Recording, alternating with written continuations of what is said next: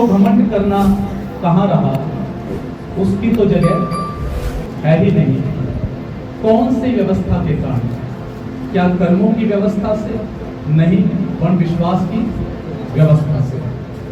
तो मुझे ये बताइए, यहाँ पे जो सेमिनार में थे वो नहीं, जो सेमिनार में नहीं थे उनसे मैं पूछ रहा हूँ, यहाँ पर कितने प्रकार की व्यवस्था बताई गई? 2 प्रकार की। तो एक व्यवस्था का नाम क्या है? कर्मों की व्यवस्था है। किसकी व्यवस्था? लॉ ऑफ वर्क, कर्मों की व्यवस्था। और दूसरी व्यवस्था का नाम क्या है? Okay, law of faith. तो यहां पर कितने प्रकार की व्यवस्था के बारे में बात हुई है? 2 प्रकार की व्यवस्था के बारे में। एक कर्म की व्यवस्था है और एक विश्वास की व्यवस्था है। और आप जानते हैं कि इवन आप जब बाइबल को उठाते हैं तो बाइबल भी 2 नियमों में बटी हुई है, एक नया नियम और एक पुराना नियम। पुराना नियम जो है वो कर्मों की व्यवस्था वाला नियम है, और जो नया नियम है वो कौन सी व्यवस्था का है? विश्वास की व्यवस्था। ठीक है, कर्मों की व्यवस्था क्या है उसको ध्यान से हम समझेंगे। कर्मों की व्यवस्था है जो बहुत आसान है, जो हम बचपन से सीखते आते हैं। अच्छे कर्म करोगे तो सब अच्छा ही होगा। हाँ, कर्मों की व्यवस्था क्या है कि अगर उस ईश्वर से कुछ आशीष पानी है, ब्लेसिंग्स पानी है, तो कुछ अच्छा करो, अच्छे कर्म करो, तुम्हारे पास अच्छा ही होने वाला है, सब अच्छा ही दिखे।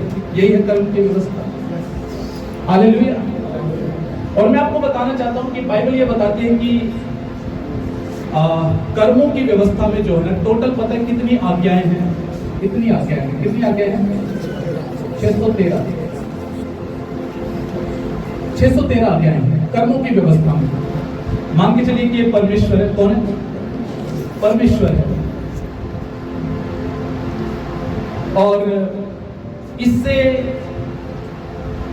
कुछ पाने के लिए, ब्लेसिंग्स पाने के लिए, आशीष पाने के लिए, कुछ भी अच्छा पाने के लिए आपको क्या करना पड़ेगा? इस व्यवस्था के अनुसार आपको 613 आज्ञाएं क्या करनी पड़ेगी? पूरी करनी पड़ेगी। बाइबल ये बताती है कि अगर आपको परमेश्वर से कुछ पाना है तो आपको धर्मी बनना पड़ेगा। क्या बनना पड़ेगा? धर्मी का मतलब क्या होता है? धर्मी का मतलब होता है परमेश्वर के सम्मुख खड़े होने के योग्य। धर्मी का मतलब क्या है? हाँ जी। तो अगर मुझे इससे कुछ पाना है ना, तो मुझे क्या करना पड़ेगा? मुझे इसके सामने खड़े होने के लिए पहले क्या बनना पड़ेगा? योग्य बनना पड़ेगा। जब मैं इसके सामने खड़े होने के योग्य होऊंगा तो ही मैं इससे कुछ क्या कर सकता हूँ? पा सकता हूँ। अदरवाइज मैं इससे कुछ भी प्राप्त नहीं कर सकता। आज पूरी दुनिया जो है इसी चीज में है, हर कोई, हम भी इसी चीज में लगे हुए थे कि कैसे उस खुदा को, कैसे उस परमेश्वर को प्रसन्न किया जाए, खुश किया जाए।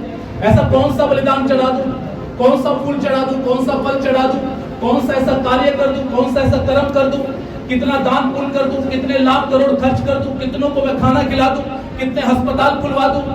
ऐसा क्या कर दूं कि जिससे कि मैं क्या बन जाऊं? धर्मी बन जाऊं और मैं इसके सामने खड़े होने के क्या हो जाऊं? योग्य हो जाऊं। और व्यवस्था यही बताती है कि अगर आपको इसके सामने खड़े होने के योग्य ठहरना है तो आपको ये 613 कमांडमेंट, 613 आज्ञाएं क्या करनी पड़ेगी? माननी पड़ेगी। रोमियो की पत्री उसका 2:13, गलातियों 3:10। क्योंकि परमेश्वर के यहाँ व्यवस्था के सुनने वाले धर्मी नहीं, पर व्यवस्था पर चलने वाले क्या ठहराए जाएंगे? धर्मी। इस व्यवस्था पर 613 आज्ञाएं। 613 आज्ञाएं क्या है? मुख्य तो हम सबको पता है। तू झूठ मत बोलना, तू चोरी मत करना, तू माँ बाप का आदर करना, तू हत्या मत करना, तू लालच मत करना। पता है ना? बहुत आम है, सबको पता है ना? और ऐसे करके जो है ना, पता है टोटल कितनी कमांडमेंट्स है? 613। और बाइबल ये बताती है इसके सामने खड़े होने के योग्य, यानी कि धर्मी कौन कहलाएगा? जो व्यवस्था पर चलेगा, पूरी करेगा, जो भी है। ओके, लेकिन मैं आपको बताना चाहता हूं इसकी कुछ कमियां हैं। क्या कमियां हैं? खोलिए गलातियों 3:10। लिखा है, जितने लोग व्यवस्था के कामों पर भरोसा रखते हैं वे सब श्राप के अधीन हैं। जितने लोग व्यवस्था के कामों पर क्या रखते हैं? जैसे, और बहुत से लोग रखते भी हैं, है ना, जब हम अच्छे कर्म करते हैं, कुछ अच्छा करते हैं, भाई तुम अच्छे काम करोगे तो तुम्हें ये मिल जाएगा, इसको रोटी खिलाओगे तो ऐसा हो जाएगा, फलाने को ये डालोगे तो ऐसा हो जाएगा। क्या लिखा है कि जितने लोग व्यवस्था के कामों पर भरोसा रखते हैं वे शब्द किसके अधीन है? क्या लिखा है? जो कोई व्यवस्था की पुस्तक में लिखी हुई सब बातों के करने में स्थिर नहीं रहता वो श्रापित है। इसका श्राप क्या है पता है? इसका श्राप ये है, याकूब 2:10 खोलिए पर, जो कोई सारी व्यवस्था का पालन करता है परंतु एक ही बात में चूक जाए तो वो सब बातों में क्या ठहरा? अब देखो व्यवस्था का श्राप के इस बात को ध्यान से सुनना। 613 अध्याय है, आपने 612 मान ली, आप एक में चूक गए, एक में क्या हो गए? तो आप सारी में चूक गए। कुछ समझ आया? एक में चूक गए तो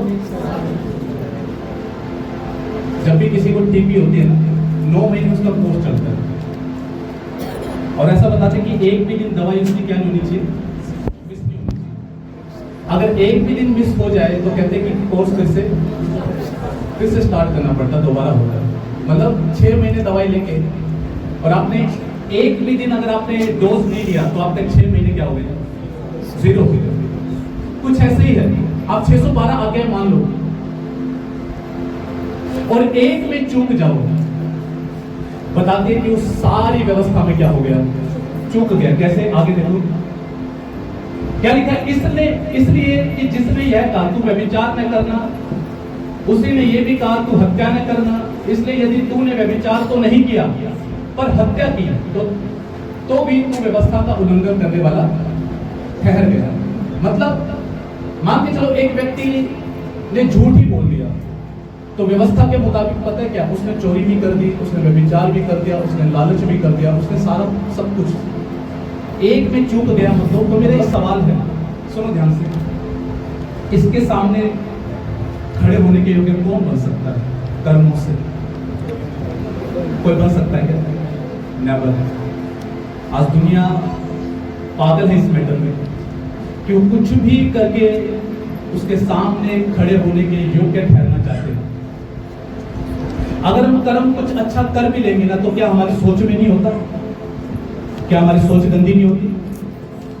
कोई नहीं कह सकता कि मेरी सोच हमेशा पवित्र रहती, मेरी सोच में कभी कोई बुरा विचार नहीं आता। कोई नहीं कह सकता। हाँ ओके, हम मुंह से तो गाली नहीं बकते होंगे, आप में से कई सारे ऐसे, बट कई बार हम जुबान, हम मन ही मन बहुत गंदा गंदा बोल देते, गालियां बक देते। कई बार हाथ उठाया नहीं होता बट मन के अंदर तो हाथ होता है ना। अगर बता देता है इसका मुंह दीवार में दे के खींच देता, फिर मार देता, कितनी बार सोच में हो जाता है। तो अगर हम व्यवस्था पर भरोसा रखें तो मैं आज आपको एक बात बताना चाहता हूं, आप में से कोई भी परमेश्वर के सम्मुख खड़े होने के योग्य नहीं है, क्योंकि जो एक में चूक गया वो सब में चूक गया। मेरे को ये बात बहुत टाइम तक पता नहीं थी। मैं जब नया नया प्रभु में आया 2012 के अंदर, जब भी मैं सुबह उठता था तो मेरी सबसे पहली कोशिश यही होती थी, मैं अपने आप को बोलता था आज मैं कोई पाप नहीं करूंगा, आज मैं कोई पाप नहीं करूंगा। और जिस दिन मैं सोचता था आज कोई पाप नहीं करूंगा, उस दिन सबसे ज्यादा पाप होते थे, क्योंकि मैं बहुत समय तक यीशु के बलिदान को ठीक से समझा नहीं था। विश्वास क्या होता है इसको ठीक से समझा नहीं था। मैं यीशु पे विश्वास करने के बाद भी जो था ना अपने कर्मों पे निर्भर था। आज मैं कोई पाप नहीं करूंगा, आज चुगली नहीं निकलेगी मेरे मुंह से, आज मैं कुछ बुरा नहीं सुनूंगा, आज झूठ नहीं बोलूंगा, आज कुछ गलत नहीं सोचूंगा। और मैं आपको बताना चाहता हूँ, रात के टाइम पर जब मैं अपने आप को जांचने के लिए बैठता तो मेरे 10 में से 0 नंबर होते थे आज्ञाकारिता में, क्योंकि मैं सारे पाप करता था, एवरीथिंग। और मैं सोचता था कि मैं ढंग से नहीं जी पा रहा हूं, और उतना ही ज्यादा मैं निराश होता अपने आप से, क्योंकि मैं ये प्रयास करता कि मैं इसको कैसे खुश करूं, मैं कैसे प्रसन्न करूं इसको, मैं कैसे इसके सामने खड़े होने के योग्य ठहर सकता हूं, मैं कैसे इसके करीब आऊंगा। क्योंकि मुझे इसके करीब आना है तो मुझे पवित्र बनना पड़ेगा। और जब मैं हर दिन मेरे से ऐसा ही होता ना, 4, 5, 6, 7, 8 महीने ऐसे जब निकलते चले तो मुझे बहुत असंभव लगता था कि मैं इसको कभी खुश कर सकता हूं, क्योंकि मैं हर दिन चूकता था, एवरी डे।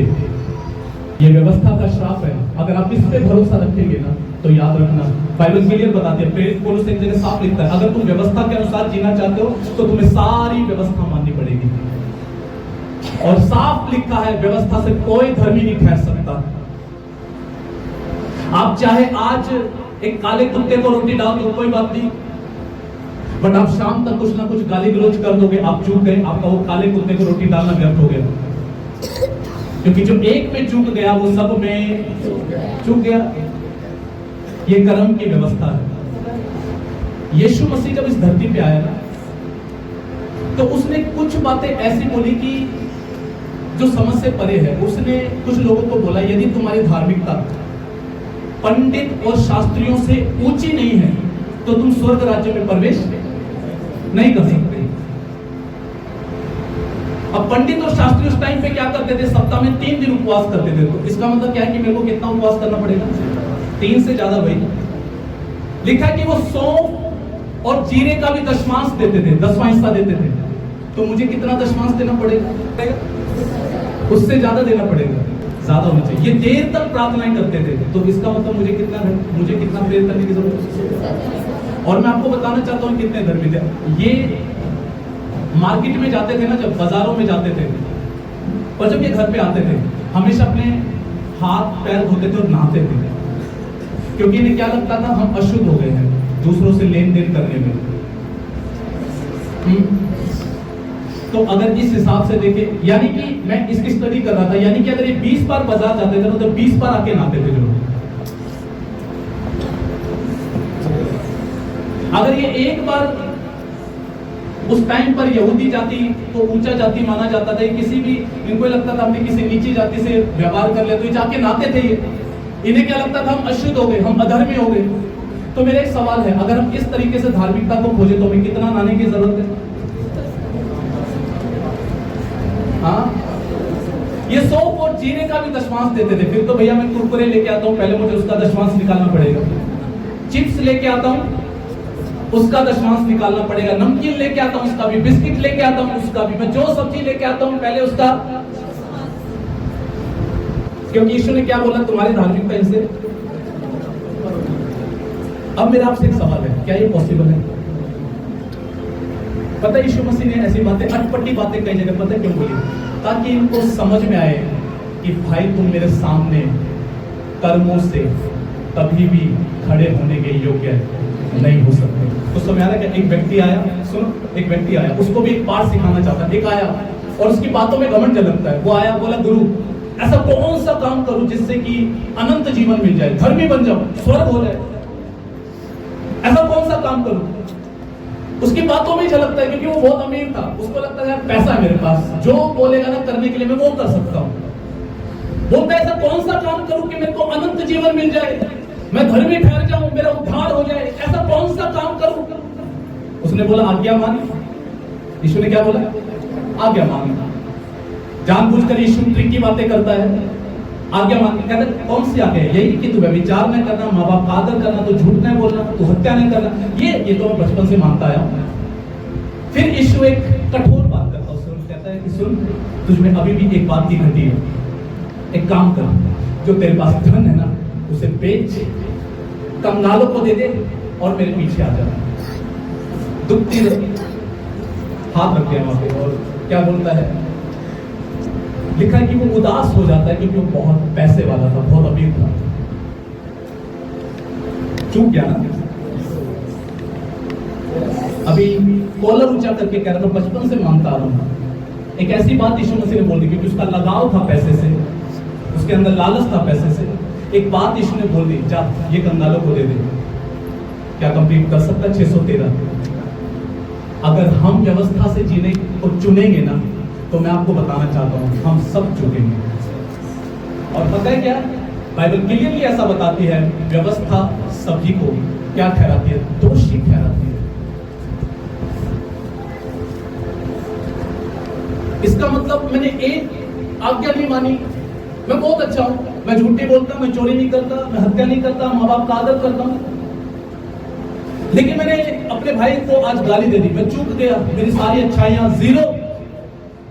और इसकी एक कमी सुनिए, क्या है इसकी कमी? रोमियो 4:4 निकालिए एक बार। आपको पता है इन 613 आज्ञाओं के साथ है ना, परमेश्वर ने आशीष जोड़ रखी है। क्या जोड़ रखी है?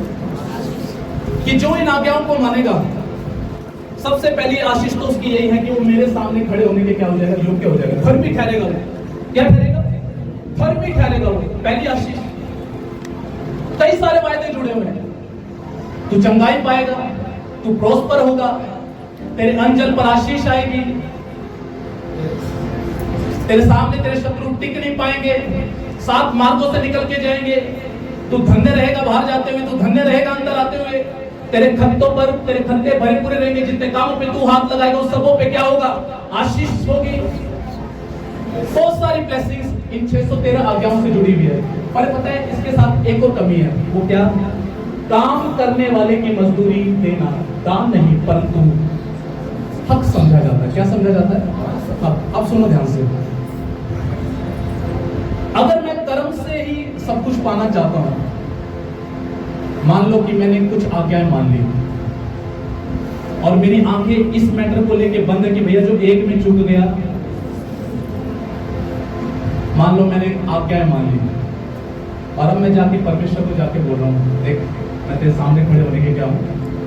मैं धर्मी हूं। क्यों? क्योंकि मैं 3 दिन उपवास करता हूं, मैं प्रार्थना करता हूं, मैं व्यभिचार नहीं करता, मैं चोरी नहीं करता, हत्या नहीं करता, तो आशीष तो मेरी बनती है। और क्या लिखा है कि क्या समझा जाता है? वो मजदूरी, हक समझा जाता है। तो हक, मेरा एक सवाल है आपसे, हक आप नम्रता से मांगते हो या घमंड से? घमंड से ना, हक से ना बनता है। बोलर ऊंचे हो सकते हैं, मैं योग्य हूं, स्वर्ग तो बनता है, उद्धार तो बनता है, कॉलर ऊंचे करके जा सकता हूं। और पता है बाइबल ये बताते हैं कि इससे भी प्रभु बहुत घृणा करता है, घमंड से चढ़ी हुई आंखों से। तो भैया फिर चुक गए आप, आपने व्यवस्था पूरी कर ली, मान लो 1% कर भी ली, वैसे होगी नहीं, कर ली, करने के बाद सबसे पहला फल क्या होगा? आप फिर चुक गए। कुछ समझ आ रहा है? ये कुछ इस तरीके से, मैं पिछले दिनों एक वीडियो देखा, मैंने क्या देखा, उसमें गेम था। वो गेम ऐसे था कि वो ना केले के जो तने होते हैं ना, तने ऐसे लटका रखे थे, तने लटका रखे थे और वो बहुत चिकने बना रखे थे। तो करना क्या था कि बहुत दूर से आना था, उसको पकड़ना था और पकड़ते पकड़ते ऊपर चढ़ना था, उस तने को पकड़ के। वो तने लटका रखे थे, किसी बांस के लटका रखे थे, मोटे बांस के, वो चिकने थे बहुत। तो मैं जब वीडियो देख रहा था, उसमें से आ रहे थे लोग, आ रहे थे और उसको एकदम से लपक रहे थे ऐसे, और फिर कोशिश कर रहे थे कि कुछ भी करके चढ़ जाए, बार बार फिसल के, कोई नहीं चढ़ पा रहा था उसको चढ़ के। तो जब मैं देख रहा था ना, तो मैं यही सोच रहा था कि यही व्यवस्था का काम है, कितनी कोशिश कर लो। हेलो, तो समझ आ रहा है क्या है? मान के चलो कि सीढ़ियां चढ़ना चाहते हैं, कहीं पहुंचना, सीढ़ियां चढ़ना चाहते हैं, सीढ़ियां फिसलनदार है, 10 सीढ़ी चढ़ गए, 11वीं में फिर फिसल के गिरोगे, जो कितना ही कोशिश कर लो नहीं चढ़ पाओगे। ये व्यवस्था का काम है। जो मैं आपके माइंड में एक बात बैठाना चाहता हूँ, कुछ समझाना चाहता हूँ, आप कुछ भी परमेश्वर से अच्छे कर्म करके नहीं पा सकते, क्योंकि आज सभी का भरोसा अच्छे कर्मों के ऊपर है। बट मैं आपको बताना चाहता हूं, एक बैड न्यूज ये है, जो एक में चूक गया वो सब में चूक गया। इतनी ज्यादा प्रॉब्लम वाली बात है इंसान के लिए। इंसान क्या करे? इंसान क्या करे? उससे कुछ बन नहीं पड़ रहा, कुछ कर नहीं पा रहा, इंसान क्या करे? जो है, आप सुन रहे हो, पता है क्या किया? परमेश्वर ने एक रास्ता निकाला, और वो पता है क्या?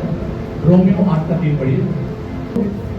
क्योंकि जो काम व्यवस्था, पढ़िए व्यवस्था, क्योंकि जो काम व्यवस्था शरीर के कारण दुर्बल होकर न कर सकी। अब सुनना ध्यान से, देखो, जो काम व्यवस्था शरीर के दुर्बल होने के कारण न कर सकी। ये जो व्यवस्था है ना, ये तो बताती है कि तुम हत्या मत करना, तुम व्यभिचार मत करना, तुम झूठ मत बोलना, तुम चोरी मत करना। मैक्सिमम मैंने ऐसा देखा है, आप जितने भी नशा करने वालों के पास जाओगे ना, उन्हें भी पता नशा नहीं करना चाहिए, और 100 में से कम 99 लोग ऐसे होंगे जो ये बोलेंगे भाई ये मैं नहीं करना चाहता। 100 में से 99 ऐसे होंगे। अधिकतर लोग जो लैंगिक पापों में फंसे हुए होते हैं ना, अश्लील फिल्में देखने में, अश्लील मैगजीन्स देखने में, उनसे अगर आप पूछोगे ना तो वो ये बोलेंगे भाई मैं नहीं करना चाहता, मैं नहीं बकना चाहता गालियां, मैं गंदा नहीं सोचना चाहता। लेकिन उनके पास पावर नहीं है, ताकत नहीं है इन चीजों से निपटने के लिए। और यही बात है कि जो काम व्यवस्था शरीर के कारण दुर्बल होने की वजह से नहीं कर सकी, दुर्बल होने, हाँ एक नशे, एक मान के चलो एक ड्रग्स का एडिक्टेड एक बंदा है, वो छोड़ना चाहता है, उसकी इच्छा है, उसे भी पता नहीं करना चाहिए, उसके माँ बाप भी समझाते हैं, उसके दोस्त भी समझाते हैं, हर कोई समझाता है भाई नहीं करना चाहिए, घर का माहौल खराब होता है, तेरे पैसे खराब होते हैं, उसे भी पता है। लेकिन एक्चुअल में उसके पास क्या नहीं है, पावर नहीं है, ताकत नहीं है कि वो उससे उभर सके, छोड़ सके। लिखा है जो काम व्यवस्था ये तो बता रही है क्या गलत है, बट व्यवस्था पावर नहीं दे रही उससे उभरने के लिए, उससे बाहर आने के लिए, उसको छोड़ने के लिए। जो काम व्यवस्था शरीर के कारण दुर्बल होकर न कर सकी, उसको किसने किया? परमेश्वर ने किया। अर्थात अपने ही पुत्र को यीशु मसीह को पाप में शरीर की समानता में और पाप के बलिदान होने के लिए भेजकर शरीर में पाप पर दंड की आज्ञा दी। सुनो ध्यान से सुनो। तो पता है क्या किया प्रभु ने? क्या किया? परमेश्वर ने अपने ही पुत्र यीशु मसीह को पाप में शरीर की समानता में, मतलब हमारे ही जैसे शरीर के समानता में उसको भेजा। जो काम व्यवस्था शरीर की दुर्बलता से न कर सकी, उसको किसने किया? परमेश्वर ने किया। यानी कि जब यीशु इस धरती पर आया तो ये जो 613 आज्ञाएं हैं ना, उसने सारी क्या कर दी? पूरी कर दी, कंप्लीट कर दी। बाइबल यही बताती है, यीशु ने बोला मैं व्यवस्था को खत्म करने नहीं आया हूं, मैं उसको पूरा करने के लिए आया हूं। ओके, अब जब 613 आज्ञाएं जिसने पूरी कर दी तो सारी आशीषें किसकी हुई? जिसने, वो धर्मी भी ठहरा, वो चंगाई भी उसकी, प्रोस्पेरिटी भी उसकी, छुटकारा भी उसका, ये सब उसी का है। आप तो सब पा रहे क्या? कितने लोगों को बात समझ में आ रही है? तो पता है प्रभु ने क्या किया? प्रभु ने ऐसे किया कि बेटा तू तो कुछ नहीं कर पा रहा था, इसलिए तू कुछ ले भी नहीं पा रहा था, मैंने सब पूरा कर दिया और जो इसका प्रतिफल है वो सब तुझे दे दिया। अंडरस्टैंड? मैंने एक एग्जांपल दिया था, सुनो। मान के चलो मैं परमेश्वर, चलो परमेश्वर का भी एग्जांपल साइड रखते हैं। ये बच्चा है, ठीक है, एक दुकान है, शटर हैवी होता है ना, उसके अंदर चॉकलेट रखी हुई, बहुत सारी टोपियां हैं, चॉकलेट रखी हुई। मैंने इसको बोला जा शटर खोल और ले ले। ये बच्चा है, इसने बहुत प्रयास किया मैं शटर खोल लूं, इससे नहीं खुला, चॉकलेट भी नहीं ले सकता। मैं आया, मैंने कहा नहीं खुल रहा, कोई बात नहीं, तेरे तू शरीर की दुर्बलता की वजह से नहीं कर पा रहा, मैं करूंगा। खोला, सारी ली, ये ले। उस समय आया, सारी व्यवस्था मैंने पूरी कर दी, कर्म मैंने पूरे कर दिए, मेरे पूरे किए गए कर्म पे मैंने जो पूरा कर दिया, उस पे केवल अब तुम्हें विश्वास करना है बस। मतलब कहने का मतलब ये है, अब मेरे को धर्मी ठहरने के लिए ये आज्ञाएं मानने की जरूरत नहीं है, लेकिन जिसने ये आज्ञाएं पूरी की है मुझे उस पर विश्वास करना है बस, मैं धर्मी ठहर जाऊंगा। अब मेरे को, क्योंकि व्यवस्था ये बताती है कि जो कोई पाप करेगा वो मरेगा, बीमारी से मरे, कैंसर से मरे, एड्स से मरे, टीबी से मरे, किसी भी चीज से मरे, कष्ट भोगने पड़ेंगे व्यवस्था के मुताबिक, जान से हाथ धोना पड़ेगा व्यवस्था के मुताबिक। सारे कष्ट यीशु मसीह ने ना केवल व्यवस्था को पूरा किया, बट एवरी पनिशमेंट, जितनी भी पनिशमेंट उस व्यवस्था से जुड़ी हुई थी, वो भी सब अपने ऊपर ले ली। अब आपका और मेरा काम क्या है? सिर्फ उसने जो कर दिया उस पे विश्वास करना, केवल विश्वास करना बस। क्योंकि हर एक विश्वास करने वाले के लिए धार्मिकता के निमित्त बोलो हर एक विश्वास करने वाले के लिए। आप विश्वास करने वाले हो? कितने लोग विश्वास करने वाले हैं? देखो हमारे लिए क्या लिखा हुआ है, धार्मिकता के निमित्त मसीह व्यवस्था का अंत है। हर एक विश्वास करने वाले के लिए धार्मिकता के निमित्त भैया अंत हो गया। भैया मेरे लिए तो व्यवस्था का, मैं व्यवस्था से जुड़ा ही नहीं हुआ, क्योंकि मैं तो यीशु पे विश्वास करता हूं। हर एक विश्वास करने वाले के लिए धार्मिकता के निमित्त व्यवस्था, मसीह व्यवस्था का अंत है। मेरे लिए व्यवस्था का अंत हो गया, मसीह में मेरे लिए व्यवस्था का क्या है? अंत है। मैं अब व्यवस्था से जीने के लिए नहीं हूं, क्योंकि मैं अब यीशु पे विश्वास कर रहा हूं। तो मैं आपको एक बात बताऊं, हम बिल्कुल आजाद और फ्री हैं। हमें परमेश्वर को खुश करने की जरूरत नहीं है। परमेश्वर को खुश उसके पुत्र यीशु मसीह ने कर दिया। अब परमेश्वर खुश पता कैसे होता है? जो कोई उसके पुत्र पर विश्वास करेगा वो अनंत जीवन पाएगा, उसी से वो खुश है। जो नए नियम का सबसे बड़ा पाप एक ही है, विश्वास ना करना। बाइबल में लिखा है जिसने इकलौते पर विश्वास नहीं किया वो दोषी। ये नहीं लिखा हुआ जिसने व्यभिचार कर दिया, जिसने गाली बक दी, जिसने क्रोध कर दिया, जिसने नशा कर दिया, ये सब नहीं लिखा हुआ। लिखा है जिसने इकलौते पर विश्वास करने से मना कर दिया वो दोषी ठहर चुका। प्रभु के अंदर ना ऐसी भीड़ भरी पड़ी है जो ये सोचती है आज भी कि अगर मेरे को चंगाई पानी है ना तो मेरे को बहुत फास्टिंग करना पड़ेगा, बहुत उपवास करना पड़ेगा, मेरे को बहुत प्रार्थना करनी पड़ेगी चंगाई पाने के लिए। पर मैं आपको बताना चाहता हूं कि हमें मेन चीज क्या करनी है? नया नियम, नई व्यवस्था, विश्वास की व्यवस्था है। विश्वास की व्यवस्था है। हर जगह यीशु मसीह ने किसी को भी चंगा किया। एक याईर की बेटी थी, मर गई वो, उसके पास बैड न्यूज आती है, गुरु को परेशान मत कर क्योंकि तेरी बेटी मर गई है। यीशु पता उसको क्या बोलता है? मत डर, ओनली बिलीव, केवल विश्वास कर बस। स्मिथ विगलस्वर्थ की एक किताब है, उस किताब पे स्पेशल जो बात उन्होंने हाईलाइट कर रखी ना, ओनली बिलीव, केवल विश्वास बस। अगर आप ये बोले कि पास्टर मुझे कर्ज से बाहर आना है, मैं ऐसा क्या करूं? ओनली बिलीव, केवल विश्वास कर। मुझे श्रापों से बाहर आना है, मुझे क्या करना है? ओनली बिलीव, केवल विश्वास कर। मुझे चंगाई पानी है, ओनली बिलीव, केवल विश्वास कर। अब जो ये जो नया नियम है ना, ये विश्वास का नियम है। किसका नियम है? विश्वास का नियम है। और जो पुराना नियम है वो व्यवस्था का नियम है। सुनो, लेकिन हम तो मसीह में हैं और हमने अभी क्या पढ़ा? जो अभी मसीह में है ना उनके लिए व्यवस्था का। इसलिए बाइबल में लिखा हुआ है, क्या लिखा हुआ है? कि परमेश्वर के चुने हुओं पर अब कौन दोष लगा सकता है? क्योंकि जो दोष लगाने वाली व्यवस्था है उसका क्या हो गया? अंत। में ऐसा लिखा हुआ है कि जो भक्तहीनों को धर्मी ठहराता है उस पर विश्वास करना, ये बिल्कुल दुष्ट है। क्या है? दुष्ट है। जो सोच सकते वो सोच लो। ओके, ये बिल्कुल क्या है? दुष्ट है। लेकिन ये जो परमेश्वर है ना, इसने इसको क्या बोल दिया? तू धर्मी।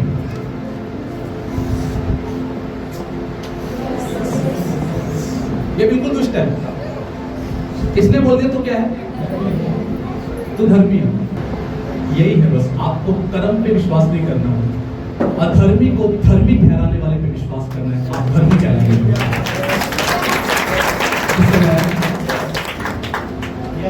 इसने बोल दिया ये धर्मी है।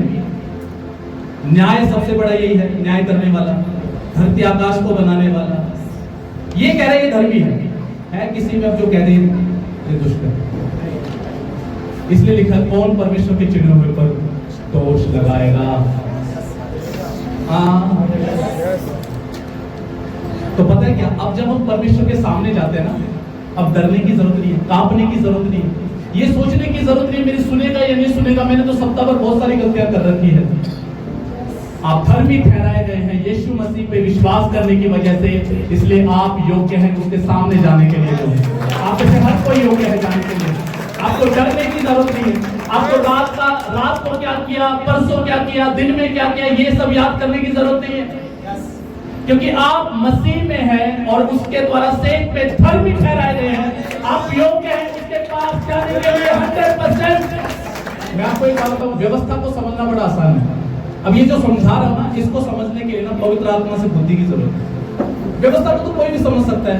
यहां मैं रेड लाइट लगा दूं, आगे व्यवस्था सिंपल सा है, रेड लाइट आएगी, गाड़ी रोकनी पड़ेगी, नहीं रोकोगे तो चालान हो जाएगा। कितनी आसान है व्यवस्था। लेकिन मसीह ने जो कर दिया ना, उसको समझने के लिए सचमुच में प्रकाशन चाहिए पवित्र आत्मा से, बुद्धि, लाइट जल्दी जरूरी है। सो न्यू कवनेंट, नई वाचा, नया नियम, नया रूल, वो कर्म का नहीं है, वो विश्वास का। इस समय पर जब लोग ये बोल रहे हैं कि दुनिया में अधर्म बढ़ रहा है, और सच में बढ़ भी रहा है, उस समय पे कौन उस परमेश्वर के सम्मुख जा सकता है? कौन उस परमेश्वर से कुछ पा सकता है? कौन उद्धार पाएगा? कौन स्वर्ग जाएगा? कौन अनंत जीवन पाएगा? वो जो विश्वास करेगा, वो नहीं जो कर्मों पर यकीन करता है, वो जो विश्वास करेगा। और मैं आपको आज एक विश्वास का एक फॉर्मूला दे रहा हूं। उस फॉर्मूले के आधार पर हम सारी चीजों को आगे हम देखेंगे। मैं सब पढ़ देंगे। रोमियो की पत्री, उसका 10वां, उसका 9 और 10 क्या लिखा है? यदि तू अपने मुंह से यीशु को प्रभु जानकर अंगीकार करे और अपने मन से विश्वास करे कि परमेश्वर ने उसे मरे हुए से क्या कर दिया, तो तू क्या पाएगा? ओके, क्या विश्वास करना है कि परमेश्वर ने उसको मरे हुए से जिलाया? ये क्या करना पड़ेगा? तो तू क्या पाएगा? उद्धार पाएगा। उद्धार, ये जो उद्धार शब्द है, यूनानी भाषा में उद्धार के लिए शब्द इस्तेमाल होता है सोजो। क्या? बोलो ना पड़ोसी को, बोलो सोजो। सोजो का मतलब होता है, ये पूरा पैकेज है। जब उद्धार की बात होती है ना, तो पूरा क्या है? पैकेज है। जैसे छुट्टियां मनाने जाते तो पैकेज देते हैं, खाना भी उसमें है, घूमना भी उसमें है, रहना भी उसमें है, ट्रैवल का एक्सपेंस भी उसमें है, पैकेज बोलते हैं। तो जब ये उद्धार की बात होती है ना, तो ये उद्धार सिर्फ इससे संबंधित नहीं है कि एक दिन आप स्वर्ग चले जाओगे। उद्धार के अंदर सारा पैकेज है। चंगाई भी आपकी, पापों की क्षमा भी आपकी, प्रोस्पेरिटी भी आपकी, छुटकारा भी आपका, और जो आप पे दंड की आज्ञा थी उससे कैंसिलेशन भी आपका। ये क्या पूरा? हाँ, और इसको उद्धार है, सोजो। यस। और ये कैसे मिलेगा? विश्वास से। क्या विश्वास? परमेश्वर ने यीशु बोले धार्मिकता के लिए। कौन सी धार्मिकता? जो यीशु मसीह पे विश्वास करने से। धार्मिकता के लिए क्या करना पड़ेगा? बोलो, दिल से, मन से विश्वास। दिल से विश्वास है ना? हाँ, मन, दिल, हार्ट, किससे भी बोलो, मन से विश्वास, और मुंह से क्या? अंगीकार। बोलो, ये विश्वास का नियम है। ये विश्वास का नियम है। क्या नियम है? अरे मेरे को बताओ, क्या नियम है? किससे विश्वास? अरे किससे विश्वास?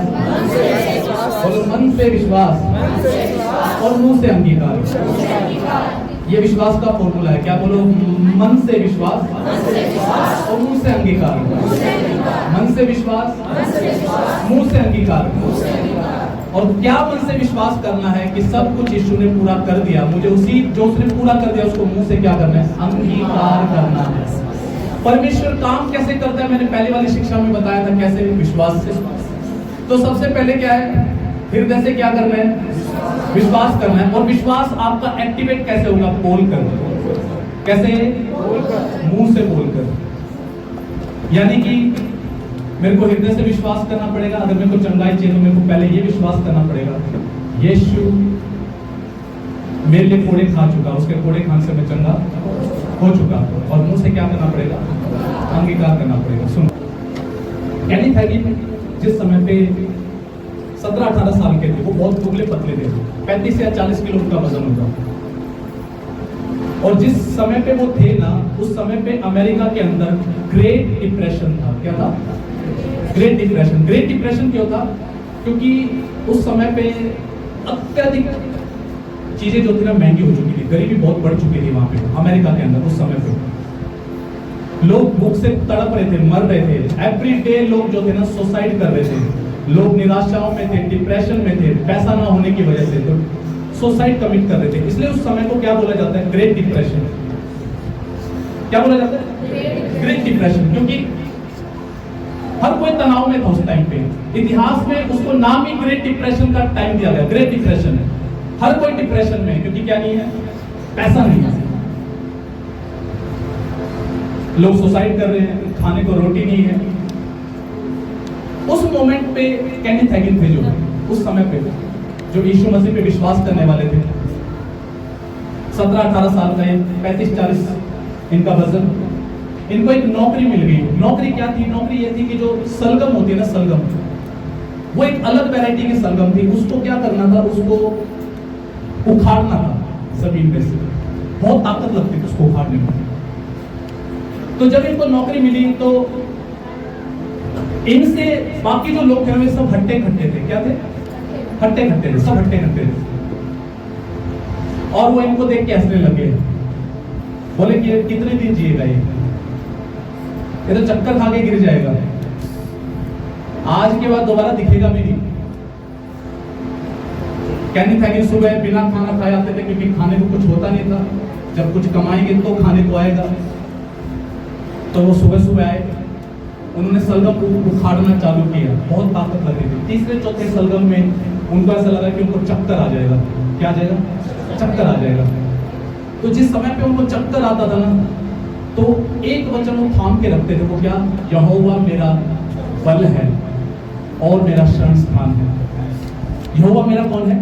बल है। हृदय से विश्वास करते थे कि इस कमजोरी के मोमेंट पे मेरा बल कौन है? यहोवा है। बाइबल में ऐसा लिखा हुआ है, कमजोर कहे मैं बलवान हूं, गरीब कहे कि मैं धनवान हूं। बाइबल में ऐसा लिखा हुआ है, परमेश्वर चीजों को ऐसे बुलाता है मानो कि वो है। तो वो जिस टाइम पर कमजोर थे ना, वो उस टाइम पर ऐसा बोलते थे सलगम को उखाड़ते हुए, यहोवा मेरा बल है और मेरा शरण स्थान है।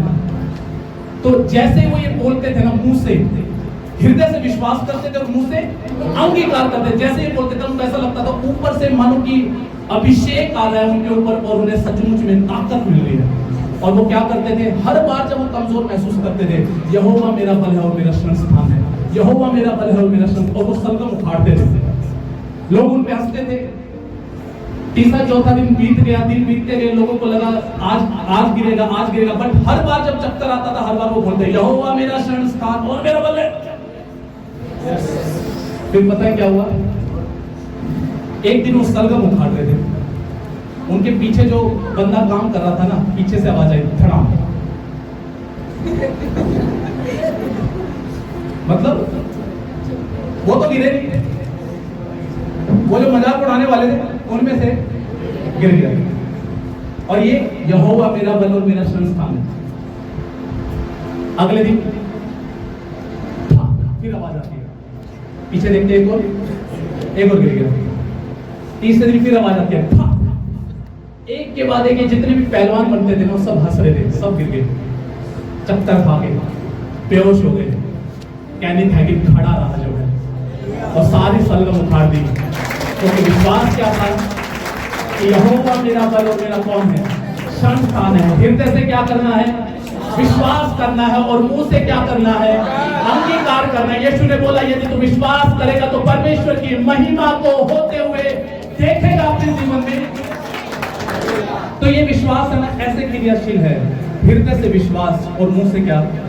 अंगीकार। सुनो, बाइबल में ऐसा लिखा हुआ है, परमेश्वर भी ना विश्वास में चलता है। कैसे चलता है? और उसका विश्वास में चलने का तरीका पता है क्या है? चीजों को ऐसे बुलाता है मानो वो। उदाहरण के लिए मैं आपको एक बात बताता हूं। अभी कितने बजे? आज कितनी तारीख है? कौन सा डे है? कौन सा साल है? 2024। अगर आज परमेश्वर ये बोले ना, आज 29 मार्च 2027 संडे है, तो क्या होगा? कैलेंडर एक साल आगे खिसक जाएगा। उसके जुबान में पावर है ना, परमेश्वर झूठ बोल ही नहीं सकता। आज अगर परमेश्वर ने बोले 2 बज चुके, आप कह नहीं सकते आप झूठ बोलेंगे, क्योंकि वो जैसे बोले ना 2 बज गए, तो 2 बज जाएंगे। कुछ समझ आ रहा है क्या? अब सुनो ध्यान से। परमेश्वर चीजों को ऐसे बुलाता है मानो वो, पड़ोसी को बोलो, परमेश्वर चीजों को ऐसे बुलाता है मानो वो है। ठीक है, विश्वास कैसे काम करता है वो मैं आपको समझा रहा हूं। सुनना ध्यान से। अब्राहम को संतान दी थी, ओके। परमेश्वर ने उसका नाम पहले क्या था? अब्राहम था, नाम बदल दिया, बोला आज से तू अब्राहम है। अब्राहम का मतलब बहुत सारी जातियों का पिता। किस टाइम पर? जब उसको संतान। परमेश्वर चीजों को ऐसे बुलाता है मानो वो है। तो अब सुनो, अब जब सारा जो थी ना, अब्राहम को बोलते होगी हे अब्राहम, उसकी दास क्योंकि इनको संतान तो है नहीं, वो सोचते हैं अब्राहम बुला रहे हैं। विश्वास कई बार हो सकता है कि दूसरे आपकी हंसी उड़ाए, मजाक उड़ाए, बेवकूफ समझे, but no worry, don't worry, परमेश्वर साबित कर देगा। तो समझ आ रहा क्या? तो परमेश्वर उसको क्या बुलाता था? अब्राहम। परमेश्वर ने, आप देखोगे बाइबल के अंदर, किसी की डेस्टिनी बदलने से पहले उसका नाम चेंज किया, उसको वैसा बुलाया जैसा वो देखना चाहता था। आप समझ आ रहे क्या? मतलब विश्वास काम ऐसे ही करेगा। अगर आप बीमार हो ना, तो पहले ये बोलना मत कीजिए मैं बीमार हूं, बोलिए कि मैं यीशु के कोड़े खाने से चंगा हो चुका हूं।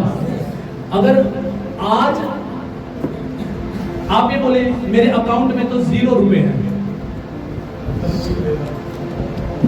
और फिर आप ये बोले यार मैं तो ब्लेस हुई नहीं क्योंकि मेरे अकाउंट में, तो आप परमेश्वर की तरह नहीं चल रहे।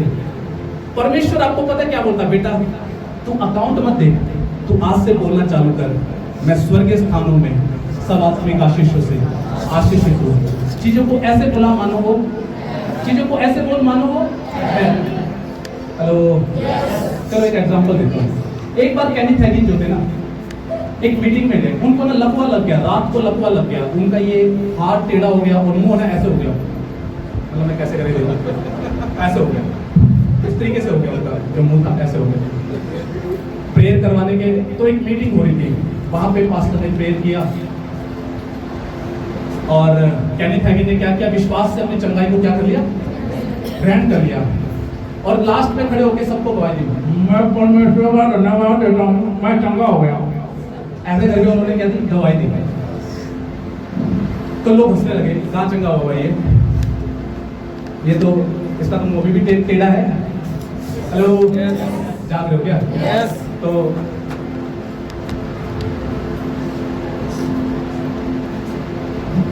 तो कैनिथ हैगिन जो अपने घर जाते हैं, उनकी बहन को, अपनी बहन को गवाही बताते हैं, फिर वो बताया आज मैं चंगा हो गया, परमेश्वर ने मुझे चंगा कर दिया। तो उसकी बहन बोलती है भैया आप कहाँ चंगे हो गए, आपका मुंह तो जो टेढ़ा का टेढ़ा है। और कैनिथ हैगिन मन में एक बात सोच रहे थे, मुझे पता मैं चंगा हो गया। उनके दिल में ये बात उतर गई थी, उन्होंने मान लिया था, हृदय से विश्वास कर लिया था, और मुंह से अंगीकार कर रहे थे मैं चंगा हो चुका। हर दिन उनकी बहनों पे हंसती, क्योंकि वो हर दिन परमेश्वर का धन्यवाद देते, धन्यवाद प्रभु तुमने मुझे चंगा कर दिया। ऐसे मुंह पर टेढ़े मुंह में वो क्या करते, परमेश्वर का धन्यवाद करते थे। और तीसरे या चौथे दिन जो थे ना, एक दिन जब वो सुबह उठे, उनका मुंह बिल्कुल सीधा था, हृदय से विश्वास, मुंह से अंगीकार, हृदय से विश्वास, मुंह से अंगीकार। चीजों को ऐसे बुलाओ मानो वो है। ऐसा मत बोलो हाय मेरी कमर टूट गई, हाय मेरा कंधा टूट गया। आज से बोलना चालू करो मैं यीशु के कोड़े खाने से चंगा हो चुका हूँ, 2000 साल पहले मैं चंगा हो चुका हूँ। यीशु ने बीमारियां ले ली और अपना स्वास्थ्य मुझे दे दिया। मुझे केवल इस बात पर क्या करना है? यकीन करना है, विश्वास करना है। अब आपको ये नहीं सोचना कि आप श्राप के अधीन है। बाइबल बताती है श्रापित है वो जो काट पर लटकाया गया। आपके लिए यीशु श्रापित हो चुका है, आप श्रापों के अधीन नहीं हो सकते, आप आशीष के अधीन है। आपको केवल इस बात पर विश्वास करना है और मुंह से क्या करना है? बोलो अंगीकार करना है। क्या करना है? अंगीकार। हृदय से विश्वास और मुंह से अंगीकार। विश्वास, विश्वास का फॉर्मूला यही है, परमेश्वर चीजों को ऐसे बुलाता है मानो वो है। अगर आपको संतान नहीं है, ऐसा मत बोले कि संतान नहीं है। सब कुछ ऐसा होते हुए देखिए, विश्वास से। बच्चे के जूते ले आइए, कपड़े ले आइए, तौलिया ले आइए, विश्वास से ले आइए। जो बच्चे के खिलौने होते विश्वास से ले आइए, सब कुछ विश्वास से करना चालू कर दीजिए, क्योंकि परमेश्वर आपको ब्लेस करने वाला है। हृदय से विश्वास करना है, मुंह से अंगीकार करना है। नूह को पता था एक दिन बारिश आनी, विश्वास से जहाज बनाता रहा। मुझे पता है एक दिन बहादुरगढ़ के अंदर रिवाइवल आएगा। विश्वास से कर रहे हैं। I have faith in my heart. मुझे विश्वास आपको बताना चाहता हूँ, एक दिन एम्बुलेंस आएगी, मरीजों को लेकर आएगी, यहाँ से लोग चंगे होकर जाया करेंगे। जब मरीज आएंगे एम्बुलेंस में आएंगे, हालेलुया, लेकिन चंगे होकर जाएंगे, यीशु मसीह के नाम में महिमा को देख कर जाएंगे, और आप भी महिमा को देख कर जाओगे। प्रभु की पावर और प्रेजेंस को लेकर यह छुटकारे को होते हुए देखोगे यीशु के नाम में। एक बार ना हम मेडिटेशन कर रहे थे, मतलब शांत होके लाइट्स वगैरह सब बंद कर दी, एक स्लो सा म्यूजिक चला दिया। अब करके देखना, घर में मजा आएगा। और आँख बंद करके मैं कुछ कल्पनाएं करने लगा, और मेरे अंदर एक डिजायर थी कि यीशु मैं तुझसे मिलना चाहता हूँ। तो मेरे मन के अंदर सारी दोष भावनाएं आने लगी कि देख तेरे से तो ये गलती होती है, तेरे अंदर तो अभी ये कमी है, अभी तो ये पाप है, तू परमेश्वर से नहीं मिल सकता, प्रभु तुझसे प्यार नहीं, परमेश्वर तुझसे कभी खुश नहीं हो सकता, क्योंकि तू समझ आ रहा क्या। और मेरे मन में यही सब सवाल चल रहे थे, यही सब बातें चल रही थी। मैं उसको खुश नहीं कर पाऊंगा। इतने साल पहले मैंने ये गलती कर दी थी, इतने महीने पहले ये कर दिया था, परसों ये कर दिया था।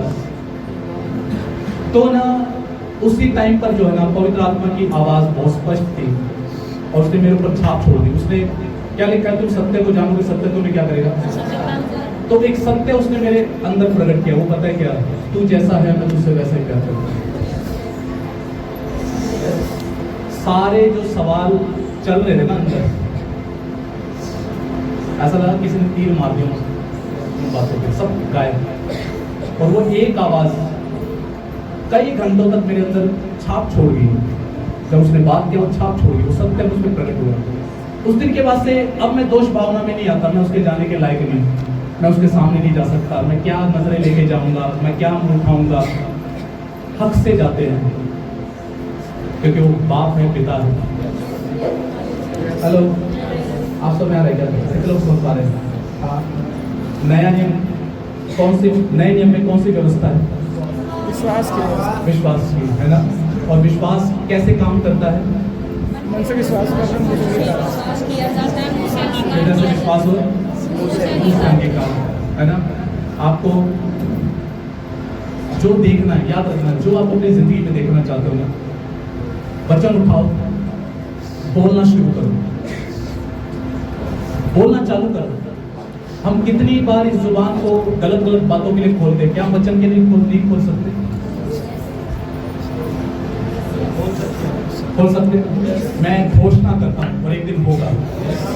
याद रखना, आपका बच्चा इस कलिसिया का बच्चा वचन बोलना सीख जाएगा, वचन से चंगाइयां, छुटकारा लेना ये सीख जाएगी। ये कलिसिया ये समझदार होगी, परिपक्व होगी, विश्वास की योद्धा बनेगी।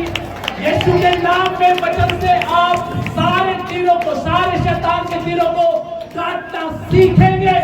यीशु मसीह के नाम में मैं घोषणा करता हूं, मैं डिक्लेयर करता हूं यीशु के नाम में, और ये